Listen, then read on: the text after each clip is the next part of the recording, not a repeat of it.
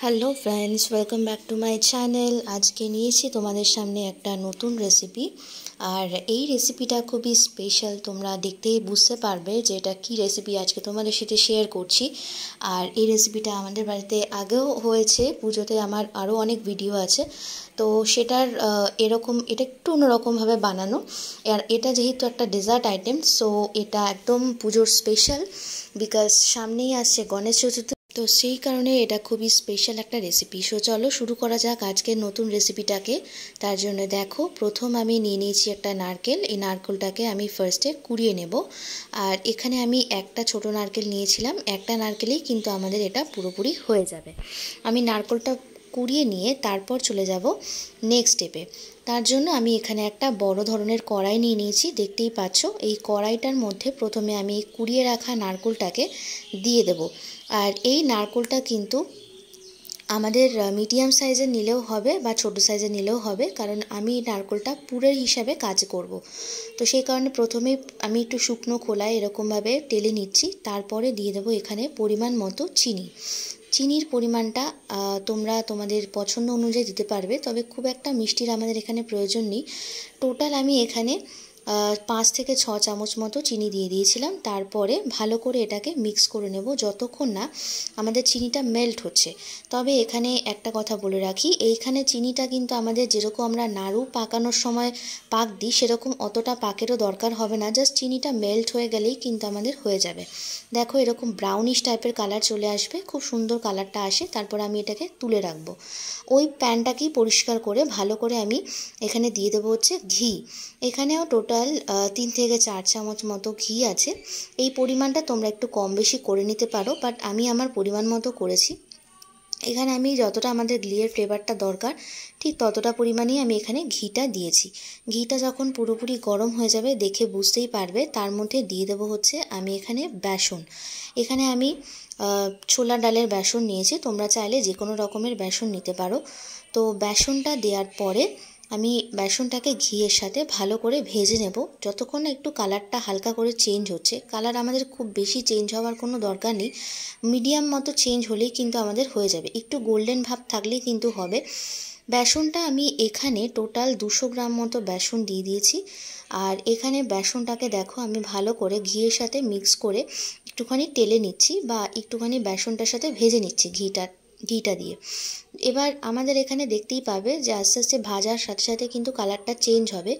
এখানে কিন্তু অবশ্যই বেসনটা ভাজার সময় কিন্তু গ্যাসের ফ্লেমটাকে লো টু মিডিয়াম ফ্লেমে রাখতে হবে, তা নাহলে কিন্তু বেসনটা পুড়ে গিয়ে তাড়াতাড়ি ব্রাউন হয়ে যাবে। তারপর আমি এখানে অ্যাড করব ফুল ক্রিম মিল্ক।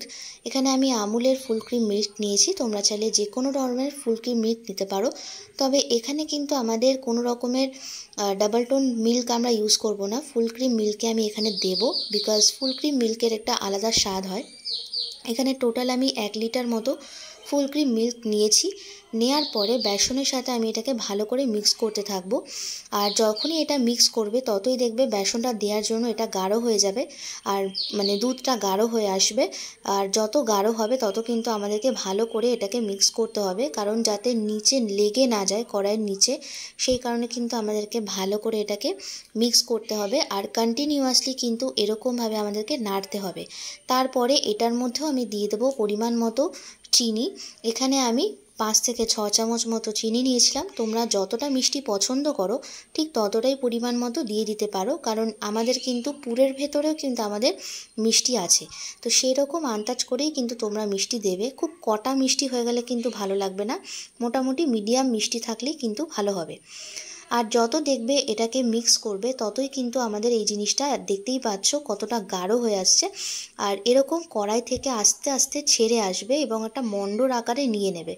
আর যখন গরম থাকবে, এটা আমরা গরম অবস্থায় করতে পারবো না, প্রথমে আমি এটাকে ভালো করে একটা মণ্ডর মতো তৈরি করে নিয়ে যখন আমাদের মিক্সারটা হয়ে যাবে কিছুক্ষণ আমাদেরকে ঠান্ডা করে নিতে হবে। দেখতেই পাচ্ছ আমাদের এটা কিন্তু একদম কড়াই থেকে আস্তে আস্তে ছেড়ে আসছে। তো এরকম পজিশনে যখন হয়ে আসবে তখন কিন্তু আমি এটাকে আলাদা একটা পাত্রে নামিয়ে নেব। তারপর দেখো আমি এটাকে নামিয়ে নিয়েছি। আমার এরকম একটা বারকোশ ছিল, সেই বারকোশের ওপর ঠান্ডা হতে রেখে দিয়েছি। আর তারপর অল্প অল্প করে মণ্ডটা নিয়ে এরকম ভালো করে ঠেসে ঠেসে মেখে নেব, যাতে যে বাবলসগুলো ছিল বা যে দানা ভাবটা ছিল সেটাও আর কিন্তু থাকবে না, একদম স্মুথ হয়ে যাবে।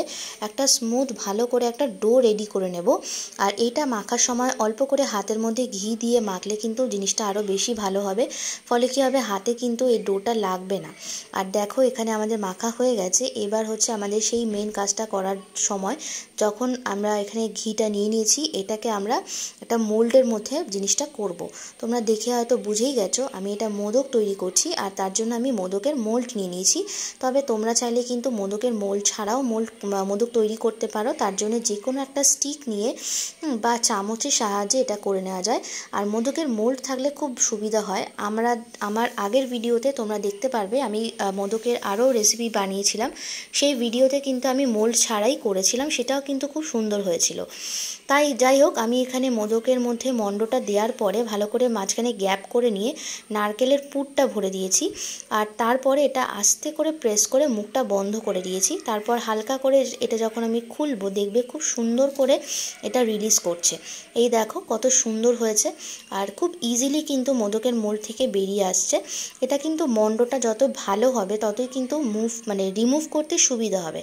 আর দেখো কতটা ফাঁক রেখেছি যাতে আমাদের পুরটা ভরতে সুবিধা হয়। এখানে আমি নারকেলের পুরটা ভরে নিয়েছি। সো বন্ধুরা, এটা তোমরা দেখে বুঝতেই পারবে কাজটা করা কিন্তু খুবই ইজি।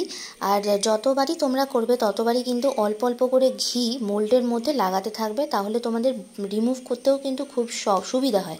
আমিও যতবার করেছিলাম ততবার কিন্তু আমি ঘি লাগিয়ে নিয়েছিলাম।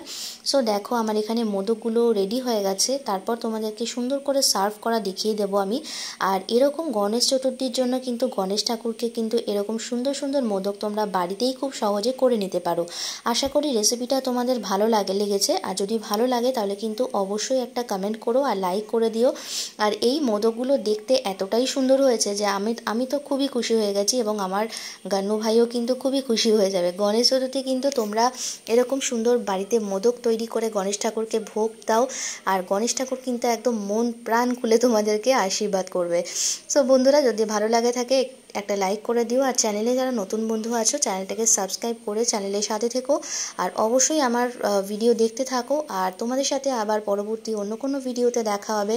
ততক্ষণের জন্য তোমরা সবাই খুব ভালো থেকো, সুস্থ থেকো, সাবধানে থাকো। আর খুব সুন্দর করে গণেশজির পুজো করো, গণপতি বাপ্পাকে আবাহন করো, পুজো করো, আর খুব আনন্দ করে কাটাও। এবং ভগবানের আশীর্বাদে তোমাদের সবার সব মনস্কামনা পূর্ণ হোক, এটাই প্রার্থনা করি। আর তোমরাও কিন্তু আমার সাথে থেকো। সো বন্ধুরা, এখানে আমি ভিডিওটা শেষ করছি। তোমাদের সাথে দেখা হচ্ছে আবার পরবর্তী ভিডিওতে। টাটা।